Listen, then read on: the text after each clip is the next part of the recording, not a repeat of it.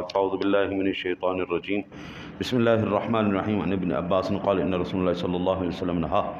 ان یضحى لیلا۔ حضرت عباس رضی اللہ تعالیٰ عنہ سے روایت ہے حضور نبی اکرم صلی اللہ علیہ وسلم نے رات میں قربانی کرنے سے منع فرمایا۔ صبح ہم نے قربانی کرنی ہے جی، تو کوشش یہ کریں کہ مغرب سے پہلے آپ قربانی کر لیں، مغرب کے بعد نہ کریں۔ فقہاء نے اس کی یہ وجہ بیان کی تھی کہ دن میں جانور کی رگیں وغیرہ یہ ساری چیزیں آسانی سے نظر آ جاتی، لائٹیں آ چکی ہیں، یہ عذر اب ختم ہو گیا، لیکن پھر بھی جو ہے نا جی افضل دن میں ہی کرنا رہے گا۔ عن علی قال ان النبی صلی اللہ علیہ وسلم نہا ان یضحى غدباء الاذن والقرن۔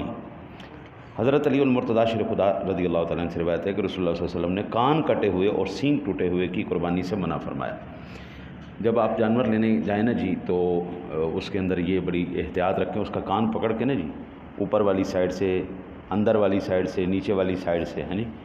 وہ یہ چیزیں لازمی دیکھ لیں۔ یہ نتنوں پہ ان کے نا رطوبت سے جمع ہوئی ہوتی ہے، وہ بیمار جانور ہوتے ہیں، دم اٹھا کے دیکھ لیں، پیچھے وہ موشن لگے ہوتے ہیں، یہ 3-4 چیزیں تھوڑا چلا کے دیکھ لیں۔ اور سے یہ کیونکہ آج کل وہ جو ٹرکوں پہ لاتے ہیں نا جی تو ان کو چھلانگ لگواتے ہیں نیچے،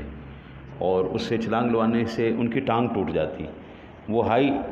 پین کلر دینے کی وجہ سے نا ان کی درد تو ختم ہو جاتی ہے جی، لیکن جب وہ چلتے ہیں نا 10-12-15 قدم تو پھر وہ چلنے سے درد جو ہے وہ نکل آتی ہے، پتہ چل جاتا ہے، کیونکہ لنگڑے جانور کی بھی قربانی حضور نے منع فرمائی۔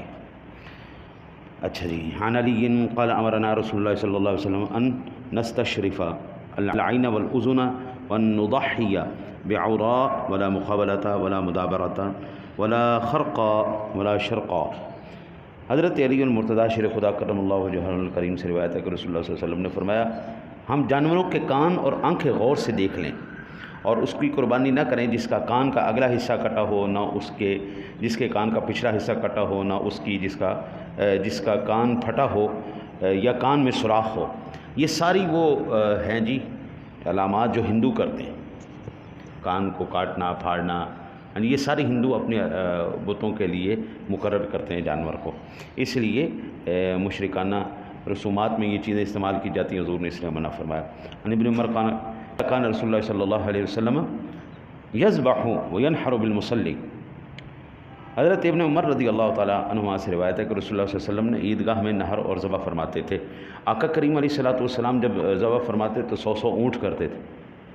تو ظاہر بات ہے 100 اونٹ گھر میں تو نہیں آ سکتے، تو اس کے لیے بڑی عیدگاہ میں حضور جو ہے تشریف لے جاتے، تو قربان جائیں، اللہ اکبر۔ ہم جب ذبح کرتے ہیں تو جانور کو اچھی طرح اس کی ٹانگیں باندھ، اس کے بازو باندھ، اس کے اوپر وزن ڈال، اس کو بڑا ٹھیک ٹھاک قابو کر کے ذبح کرتے ہیں، لیکن قربان جائیں جب حضور نبی اکرم صلی اللہ علیہ وسلم ذبح فرماتے تھے جانور خود ذبح ہونے کے لیے آتے تھے، یعنی اکثر حضور نہر فرماتے تھے، حضور اکثر نہر فرماتے تھے، اونٹوں کو نہر فرماتے تھے، تو وہ اونٹ خود بڑھ کے جناب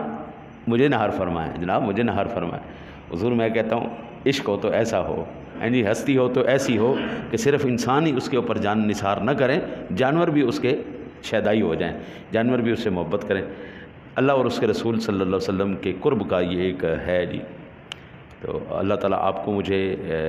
اپنی محبت، اپنا قرب اور اخلاص نصیب فرمائے۔ اللہم صلی علی سیدنا